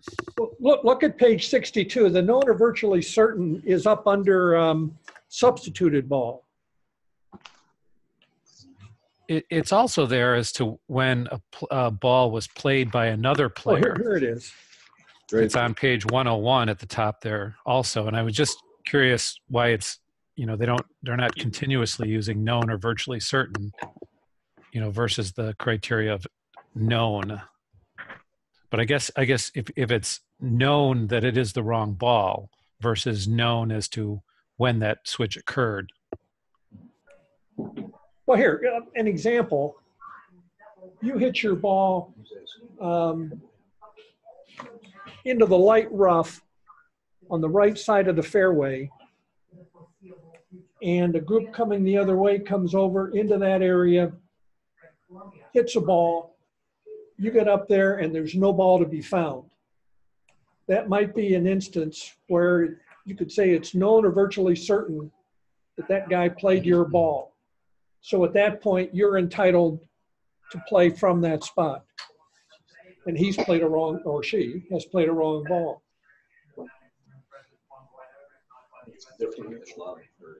I've got a few claims though that my ball has to be here. That guy hit my ball. Known or virtually certain, somebody saw it, or 95%. Right. So you have to go by other people's I mean, word if you and saw the ball consensus. go to that area and then people came and hit and the ball's not there, that's virtually certain. Yeah, and It maybe, depends on how deep the rough is, fine line. you know, but and this is probably a longer shot, but in the cart path example, had the two players hit to a similar location on their next shots, and then so they don't discover this till it's at the green. It can't really be known when the switch occurred. Right. That's true. So then it's no harm, no foul. Right. But what if they're in stroke play? It would be the same as At stroke. stroke play, no, they would both, at stroke play, they would get assessed penalties for playing the wrong ball. Yes. But as you pointed out, it's different because somebody had the lost ball penalty, and where do you go back to correct the mistake, et cetera? no, there would be a lost ball penalty. Well, in the at that case of point. Jim's example, the first player who played, say, from the fairway would have to go back. If they found out they switched balls, I would assume that they would go back and they both played wrong balls. The one player would be able to go back and drop pretty much where in the fairway where the other player played from. And the other, of course, that's not how the rules, that's not how the If they're on the green and They they haven't don't both hit know wrong where balls. it One hits a happened, substituted ball. And because it was a substituted ball, the original ball was lost, so they have to go back to the tee. So if they tee off on the next hole, they're sitting with breach. Right. You're talking about the incident that you Yeah. reported. Dr. Blakey's. Okay, walk me through this again. You parallel fairways, okay? One going each direction. And both players hit golf balls into the rough in between the two fairways, 4 and 6. okay? Mm-hmm. 4 and 6. And when they get up there, they each hit the wrong ball. They don't determine that until they get to the 4th green and the 6th green. What do you do, and what are the penalties? Hit the wrong ball. It's 2 strokes. Stroke play. You hit a wrong ball.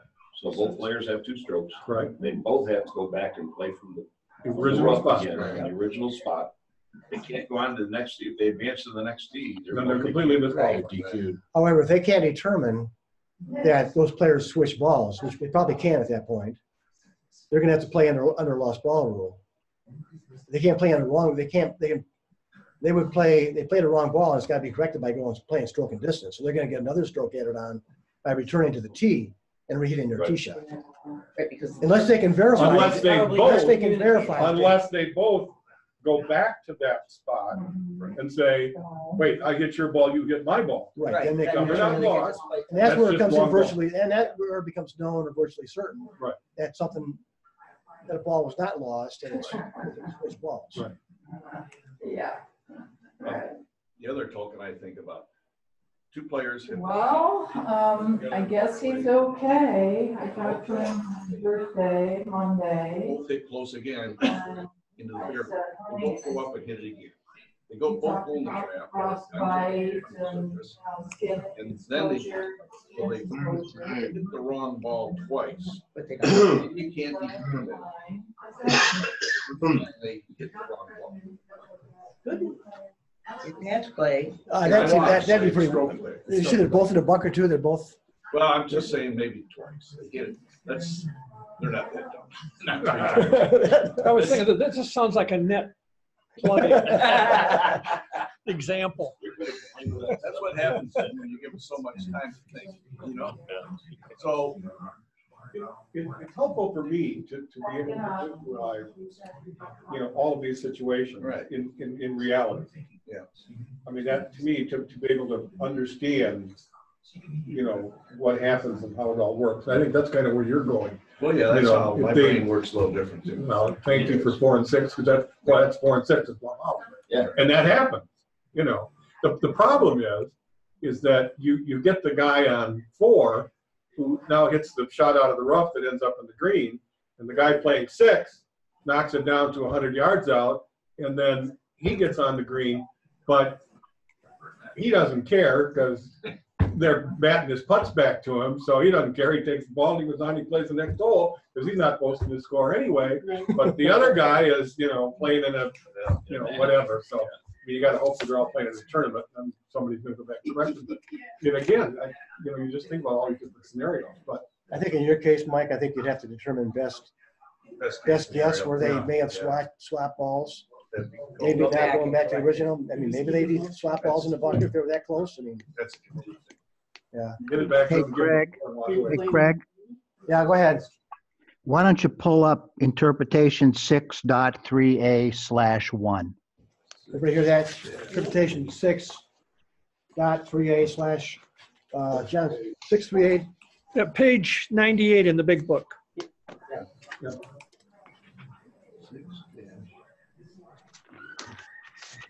Unknown place, okay. Okay, 6.3a/1 says what to do when balls exchanged at an unknown place. Thanks, John. If after holing out, 2 players discover they have finished a hole with the other player's ball, but cannot establish whether the balls were exchanged during the play of the hole, there's no penalty. For example, after play of a hole, it was discovered that player A holed out with player's B ball and player B holed out with player's A ball. Both players are certain they hold out with the ball they played from the teeing area. In this situation, and because a player is allowed to start a hole with any conforming ball, it should be determined that the balls were exchanged before play on that hole began, unless there's evidence to the contrary. So that states strictly to the case where the players have already holed out and it becomes known after the fact, after they've holed out. So, But playing the same hole. they're playing the same hole. Yeah, correct. You're on that. We're on different holes. You're on the switch. Then it's what we talked about. Yeah, my example was the same hole. Yeah, that was mine. And do you think it really matters that they hold out if both of them believe that they have played the entire hole with the same ball? Well, I think you've got to read the rule as it states. It says after holing out. It's in. I think if they determine that they've switched balls somewhere in between, I think there's going to be penalties assessed for playing the wrong ball. But if they both say this is the ball I teed off with, well, then that would happen when. Yeah. Then no one's going to make a claim they played the wrong ball. You're saying, right? Yeah, I think the defining sentence is you can start your hole with any ball, even if it's not your own ball. And so unless you know for sure that they had their own balls on the tee, but when they hold out, they had different balls, there's really no way for the official to kind of adjudicate that kind of a situation. Yeah, I mean, I think the interpretation reads as it is.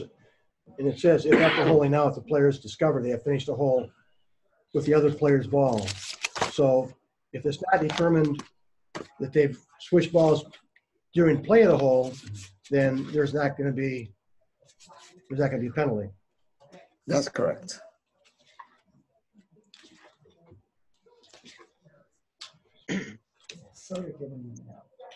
Any other questions? It doesn't say that they're playing the same hole. We presume that A and B are playing together on the same hole. But if in my example, they're playing parallel holes, one going each direction. But who have they would have exchanged with them? Each other. Okay, I mean, I think that's a good point. You have player 1 going down this fairway, player 2 coming down this fairway. They both drive the ball into the same area in the rough. When they get up there, they hit the other ball. They don't hit their ball, they hit the other one that's this far apart, okay? And that's where both drives ended up. they don't realize it until they get on the green and go, oh my God, that's not my ball. Then the players play the wrong ball. Okay. It could have been in the rough multiple times. Because if a player becomes aware that he's got a ball in play, Okay. it is not the one he started the hole with, and Okay. it was not substituted. Okay, all right, so let me change the circumstances. They do that, when they get on the green, they don't mark their balls for whatever reason. Flag sticks in, they both putt. When they take the ball out of the hole, after they've holed, they both realize that now they played the wrong ball. On different holes you're talking about. On different holes. But they still haven't teed off on the next hole. They haven't teed So off on the not next hole. Not subject to disqualification yet. But in here, what does that just say? If after holing out, they discovered they finished the hole with the other player's ball, but cannot establish when those balls were exchanged during the play of the hole, there is no penalty. Is that if you're It playing the says during- same hole? Yeah, it says during the play of the hole or a hole, that's the same hole. Okay. That's not Same another hole. hole. You gotta be careful here, don't we? Oh. I understand. But if it's It's- different, Hyphenated. and so what I'm saying is, then clarify this one, if it's different holes, They would still have to go back. then and play this from the does not original- apply. They gotta go back to Back to the original Yeah. spot. the original. They haven't And teed so off. if they don't know the original spot, then you go It's- to the lost ball thing and they have to go back to the tee. Okay. Or back to the last place. Sure. they used to hit. Yeah. I'm not sure that example would pass the moment virtual circumstance. Okay, we've got to be back on our good behavior again because Kyle's coming back. Yeah, I see that already. Every offense, they're all canceled. And I heard Kyle say this once too, so. Yeah, I like Don't- Kyle. don't- I sure did miss Kyle. You guys, where's Kyle at? Oh, yeah, he smoked. I probably said it was. So, Yeah. You would never be wrong. Jim, so I have a question. you've already, you got up to 14, please. I have a question. Any other It questions? seems to me that players usually check their ball before they tee off. So this is a rule situation that is a little bit crazy because now you are assuming that somehow after the play or the hole before, they exchanged balls without realizing that they had exchanged balls, and they went out and teed off using quote unquote the other player's ball and didn't recognize it. So there are a lot of assumptions that are required to say there's no penalty on this hole, even though you ended up with somebody else's ball.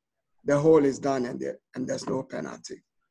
It's a bit weird. And I think that's what 638-1 is saying. Yeah. I thought officiating was going to be made easier. Yeah, good luck with that, yeah. Ball down the wrong ball, but that's. Any other questions out there about 5 or 6? Anybody have any questions they made a note of during the discussion? I'm gonna do 7. Did you have plans to use your whiteboard for something? I was gonna put this Dr. Blakey's substituted wrong ball example, but they couldn't see it, so I just.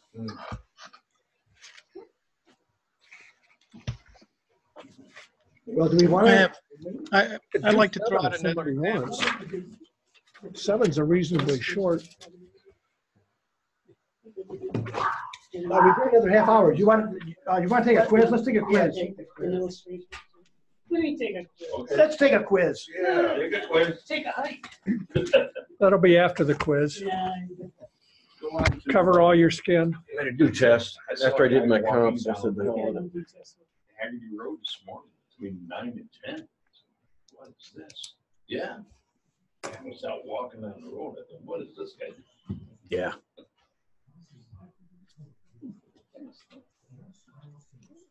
How many questions do we feel like comfortable doing today? 12, 8, 10? 36. Do 10 at a time. Yeah, let's do that. Let's do 10 intermediate.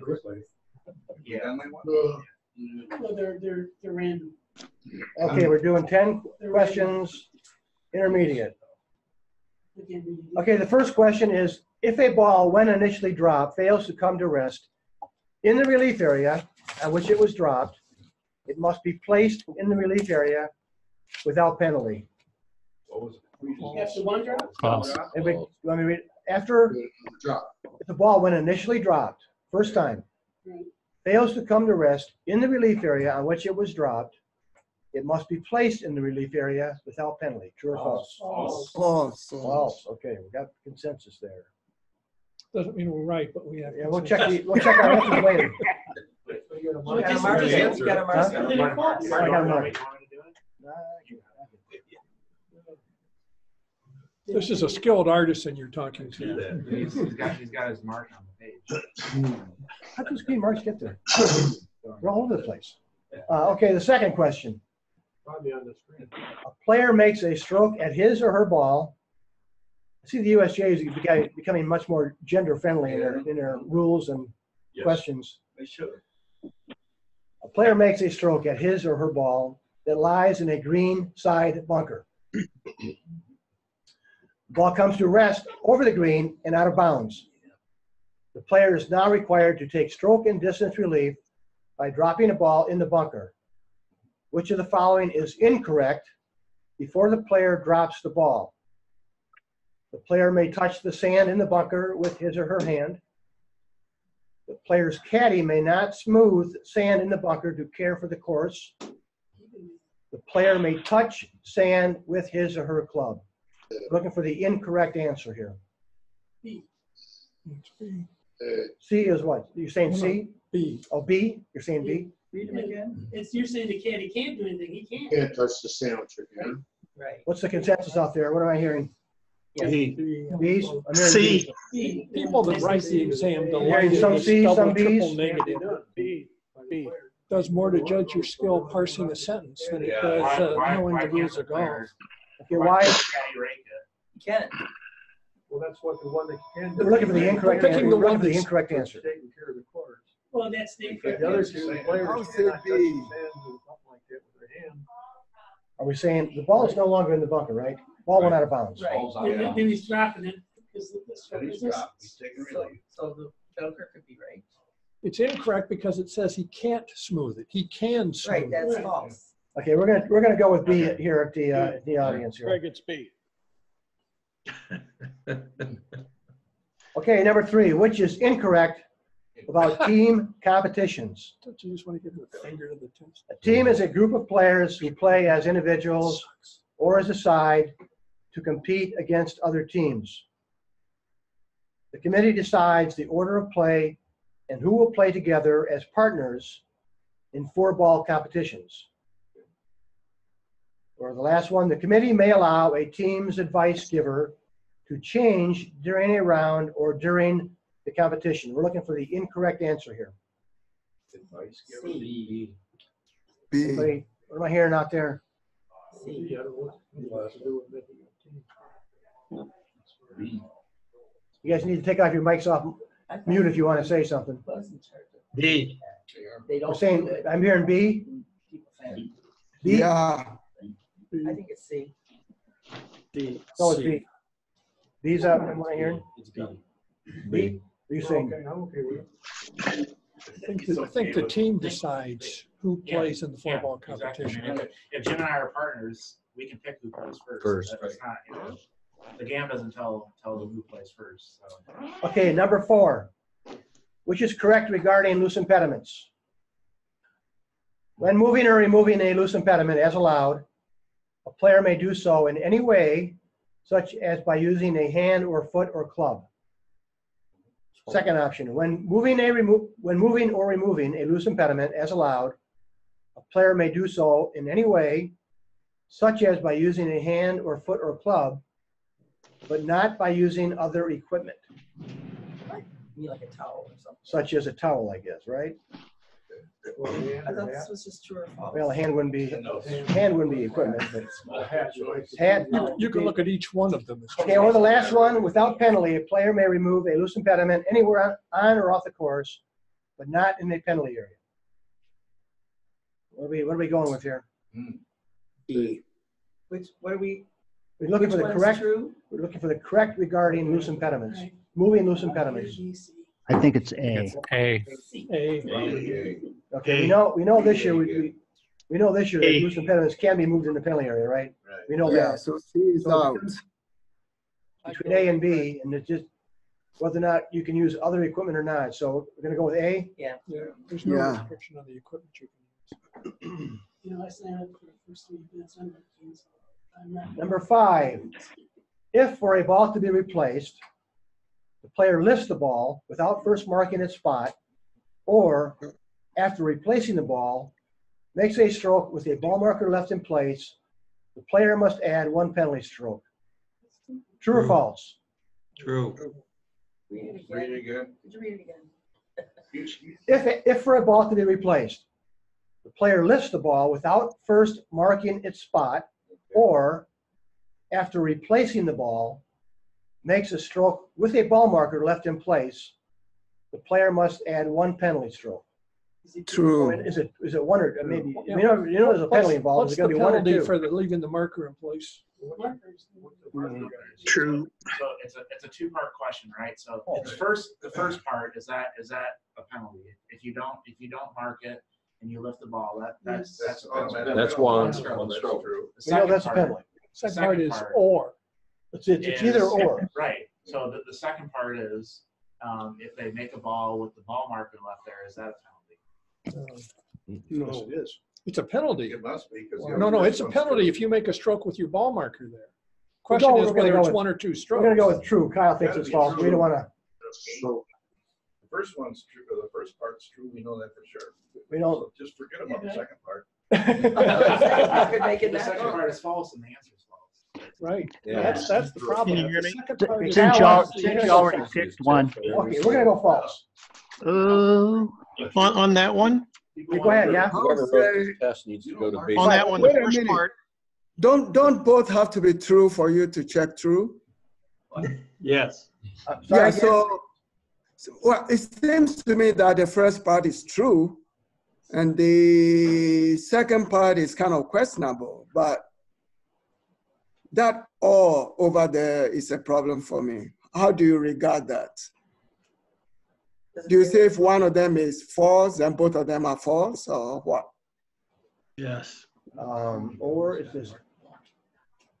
The way this question is worded, I guess this is an or question. It's not a penalty to not mark the ball. It's not an and question, is it? So But it's not a penalty. if it's 1 penalty stroke, we'll say true, and we'll look up about the making a stroke with the ball If you're marker in taking place. leave, The ball has to be replaced, it says. oh, it has to be replaced, So okay. it has to be replaced, it definitely has to. Then it has to be Yes, marked. yes. Find that, 'cause I know it's a penalty ball marker. That's what I'm looking for. It's easier said than done. We got you guys. Okay, number 6. There's an index in that. What are you looking? Under. It's taking longer to get through these 10 questions than we did the 2 rules. That is not supposed. Okay, well, we're moving right along here. Number 6, in 4-ball stroke play. We decide A and B. A picks up while B completes the hole. 4-ball stroke play. That can be done. Hotels. The marker attributes the score for the hole to A and records no score for B. The better ball score is correct. The scorecard is certified and returned to the committee. What is the ruling? A, the committee should accept without penalty the scorecard as returned since the better ball score of the side was correct. B, the committee should correct the error by entering the correct score into the proper box on the scorecard and waive the disqualification penalty. Or lastly, the committee must DQ the side since there was no score recorded for B, whose score was to count. Was best ball? Hmm? Best C. ball? This is 4-ball. 4-ball. Stroke play. Best It's ball. best ball, yeah. 4-ball stroke play. The better ball. Craig, D is. Craig, it's C. It says the committee must disqualify. Wait a second. Go ahead. C. We're going with someone saying C from out in the field there? Yeah. C. Launch way. C. Why? Why is it C? I don't think C is correct. Score was to count. It doesn't say anything. Score is not recorded with the right person. That may Yeah, be- but does it matter? Yeah, so the scorecard is wrong. Yes, it does. The scorecard is wrong. Okay, So Mark, the score was, shouldn't that be B? the scorecard is wrong, so the committee can correct it when they turn it in. You say the committee can correct it, eh? Yeah. No. Well, we're getting all kinds of choices. We'll make it. Players are responsible What's the- for getting the right I say score C. in the I right, remember and if from it's last missing. What's the majority? Who votes for C in here? C. Yeah. But, Okay. but this is not Majority's a gonna- player. We're gonna go with C. That's the majority. Majority It's the rules. marker. C, Robert. So, Moving on. I thought it said that the A's the one who hold out. Why is it? Whoop, He's shoot. moving on too much. Yeah. Get the enlightened people. We've got an audit already. Let's Right. go. Where happened? Where'd I go? Gotta go up there some Gotta more. Gotta go up a little. Okay, 7. It is virtually certain that a player's tee shot is lost in a red penalty area. The player uses reasonable judgment to determine the estimated point where his or her ball, original ball A, last crossed the edge of the penalty area and drops a second ball B, within 2 club lengths of the reference point for the lateral relief option, not near the hole. So he's okay there, right? Okay. We think? After playing ball B, he or she finds ball A outside the penalty area. What is the ruling? And the key words here are, what are the key words? He played the ball. He's already played the ball. He's I would substituted. really- Virtually certain that the ball is lost in the red penalty area. And reasonable judgment. Okay, so the first, number A says the player must continue to play with ball A without penalty. No. No. no. Ball A is. No. It's the Ball A is the original original, ball A is the Substituted. original ball. No. Oh, that's the It's- original yeah. ball, no. Okay, Or B is in B is the play. player must continue with ball B, getting only the penalty of 1 stroke under the penalty area relief, Yes. 17-1D. No. Or the last option, No. no one likes this, the player must return to the teeing area and play a ball under penalty of stroke and distance. That's an option. That's an option. It's not a B. must. B. B. We're going, what? We're going B? B. B. Everybody says number B here. I gave the wrong ruling at high school tournament, or college tournament on that one, so I know for sure. You just ask JW, because he'll let you know. We found the original ball after the competitor dropped. Once it's in Two play, it's little in old play. ladies Found the ball 30 No. feet ahead, and the It gets competitor shaky about where they're, dropped the ball. it says it's in play, And I let him doesn't pick the mean it ball up. unless you hit it. Hit it. oftentimes. Once he hit it. Mike Church is going through true confessions But I right still now. have a good line in That's the only way to learn. You learn those, you'll never forget them. Number 8, in stroke play, a player's ball lies in a bunker. While entering the bunker, the player accidentally kicks a small stone into the bunker. Before the player takes his or her stance, the player removes the stone that affects the condition near his or her ball. What is the ruling? A. There is no penalty. There is a 1-stroke penalty. The player gets the general penalty. A. No penalty. You're saying 1-stroke penalty? No, there's no penalty. There's no A. penalty. There was last year. Yeah, but now Yeah, we but get that's to- Last year, stones were movable obstructions and you can move them. However, only by local rule. This year, though, it's This year, It's, real rule. you can move loose impediments in Impediments. bunkers, but is a Yes. stone a loose impediment? yeah, It's a natural object, unless it's Tiger's Rock. easily movable. Well, I have a question though. Okay, Shouldn't we concentrate on the fact that he kicked we're gonna have a problem. ball we're into gonna have the a problem with bunker? Kyle as he takes that test. Where are you gonna take your test, Dan? Okay, let's move on. Still keeps his job after we're getting the test Oh my results. gosh. Well, you haven't taken one yet, Colin? No. But Okay, number 9, in stroke play, a player takes his or her stance in a bunker to play the ball lying in the bunker. The player changes his or her mind regarding club selection, leaves the bunker and returns with a different club. Before making the stroke, the player rakes the bunker where he or she first took his or her stance because he or she wants to make a different type of stroke. With a firmer stance, what is the ruling? You gotta move along here. GP. Penalty. 1, no penalty, 1 or 2? 2. 1. 1, you got a 1? Anybody vote for 1? Anybody vote for no? General Anybody penalty. vote for 2? Or 2 strokes. 2. We're going for 2. We're thinking 2 here in the room. Improvements. Okay, number 10, finally. Lee, you can wake up now. Thank you. In stroke play, qualifying for match play, a player returned a scorecard in which the player unintentionally failed to include in the score for a hole a penalty of 1 stroke that the player knew he or she got. The error is discovered after the player began match play. What is the ruling? The committee should take no action since the error was unintentional. No, it just said it. was B, the intentional. committee has no authority to take action at this time since the qualifying competition was closed when the error was discovered. Or C, the committee should disqualify the player since the player knew of the penalty before he or she returned the scorecard. See. Did we do this last week? Does it say unintentionally in the thing though? Even though we didn't- Unintentionally omitted it, but he knew that he had the penalty. Admitted he knew he had. Yeah, it sounds like the player knew about it, but unintentionally failed to include it. Right, that's, I mean, he like forgot. That's just a He didn't do So it. that's kind of like a mental bad error, case not of a. tough luck. Senior. We're gonna go, committee consensus here says to go with C. See, You know, that's a good point. There are any number of these rules that we ought to waive in senior Okay, competition. we'll see how he did here. Yeah. We shouldn't be expected to have to remember all What did this. they We abridge got senior rules? 10 correct. Wow. Holy, whoa! Hey, Go to the ball marker one though. I want the rule for the ball marker one. It is a penalty. We gotta find. No, it's a penalty, but it must have only been, what do we say, 1 stroke or 2? somebody put it up, 14.1.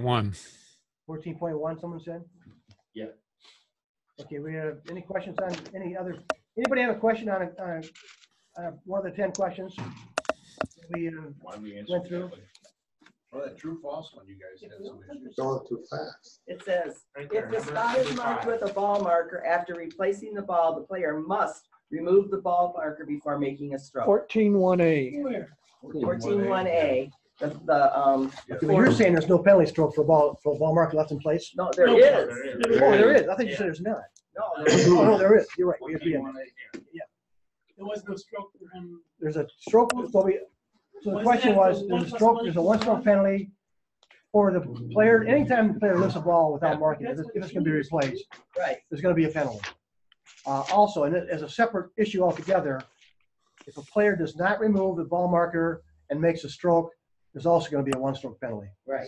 It's very specific. And that's 14.1A, yeah. If the player lifts the ball marker without marking the spot, Paris marks the might be spot, a little tough. or makes a stroke with the ball marker left in place. Yeah, He but gets a where's 1-stroke penalty. the rule that says that the penalty is 1 stroke for making a stroke with the marker left in place? Right here. It's right in that sentence. That sentence is right from the rule. For your mother to handle. Read the last For the one. Right here. red penalty stroke. Red 1 penalty stroke. Read it. so I have a, Oh, there it I have is. a It question. says, list the ball. Okay, we said the committee must disqualify for the size regarding the 4-ball. Number 6. Yeah, number six. You're going past it. Okay. The ruling on that is Security people. 23.2B. Uh-huh. So basically what the rule is that the players are responsible for writing the score with the person. They're not responsible for the total team score. They have to put that Craig made a 4 and Jim made Hole a by 3. hole. Hole by hole. So that's So you right. gotta put one thing. They can put 1 score in there, but as long as it's the correct score for the right player, it counts. It's got to be the one that counts. So, I mean, you have to. So really, No, you can. They didn't have a score for that player. right. And it's the wrong player. If you make I the got score, it. it has to be under your Score your right. driving score. Exactly. But not The player whose score counts has to be on the card and attributable to them. It's not you got the No, result of it the says, whole. it said they put the score down. It said A picked up, right? Yeah. B picked up. A hold up. But they had to use B's score. Yeah, but it doesn't tell you that at the top. Okay, I know, A that's what's picks wrong. up his ball. Yeah. B completes the hole. The marker attributes the score for the hole to A Okay, so they put the and no wrong score for person- B. the So score A under the didn't wrong finish person. the hole. He was given a score of they- 4. And that's the score that counted. Right. So the then score they- I think wrong player, so they're gonna get disqualified. Yeah. Yep. I think I know why here, because the handicap of the two players may be different. The better ball score was correct. They only had one score on the scorecard. The score was correct, but they gave it to the wrong player. Yeah, and if the two handicaps are different. No, the handicap has nothing to do with it. Why not? Because it has, the score has to be attributed to the correct player. They didn't put the score in the correct place. Now, if, for example, in net play or in match play, you know, in match play, if a player puts the wrong score down, but it doesn't affect the play of the whole, then there's going to be no penalty. I mean, here, wouldn't you assume that this is one of these scorecards where A score is the top line? Right. B score is the second line. Right. Call it the net score or the counting score is the third line. So they used the wrong square, but on the third line, they put the right number in. Doesn't matter. The rule is each player is responsible for making sure their score is posted. is correct if their score is a counting score. Okay, and the ruling on that is 23-2B, side scorecard and stroke play. It's the sides gross score for each hole must be entered on a single scorecard. In the handicap competition, each partner's handicap must be entered on the scorecard. So for each hole, the gross score of at least one partner must be entered on the scorecard. There is no penalty for entering more than one partner's score on the scorecard, but each score on the scorecard, the third bullet point says each score on the scorecard must be clearly identified as the score of the individual partner who made it. If this is not done, the side is disqualified. Craig, I think we missed something in this question, which I often do. So if you read the question, it says that A picks up while B completes the hole. A did not complete the hole. A did not complete a hole, but a score was recorded. Yeah, so if you give him a score, he's disqualified. That's where the disqualification comes in. Okay, we got that clear now. Moving on. I thought we couldn't move stones and bunkers anymore. No, so they actually got disqualified on both scores, right? 'Cause Yes. A got a score that was lower than he actually scored. He had no score. And B had no score when his score was. Disqualified for call it an incorrect scorecard. Incorrect. Okay, in stroke play, accidentally kicks a stone into the bunker. 15-1A. I gotta look at that. Stones are natural objects. Loose impediment, and you can take loose impediments out of the bunker now. Yeah. There's an index. You can also take them out of penalty areas. Oh, I know what I'm thinking of. I was thinking of a ball being, we used to have I'm thinking of the old definition was we had stones with removal instructions, and if you removed the stone and the ball moved, there was no penalty. This year, however, because the stone's a loose impediment in a bunker and the ball moves, if the stone moves, if you take a stone out and the ball moves, there's going to be a penalty. As opposed to last year, there wouldn't have been. Hey, Craig, Yeah. is there another interpretation here in that the conditions of the bunker changed after the ball had already landed in the bunker? Because he kicked the stone as he was entering the bunker. So the conditions have changed. So even under the old rules, didn't he have the option to remove that loose impediment anyway? If under the old, theoretically, under the old rule, if a player had kicked a pine cone in or a stone or anything, that player would not have been allowed to remove that loose impediment. Even though the conditions That's the old rule. We don't worry about the old rule. Okay, I want to thank everyone for being here today. Yay. Next week, we're gonna. You want to talk about next week? He's not here. I'm not here either. Are you gonna be here next week? Yeah, we finished all. Yeah, we got. Well, we got 9 correct. We got them all No, correct. I'm happy to do it if you want. I mean, I just You got don't a question on know 9, whether Jeff? people like the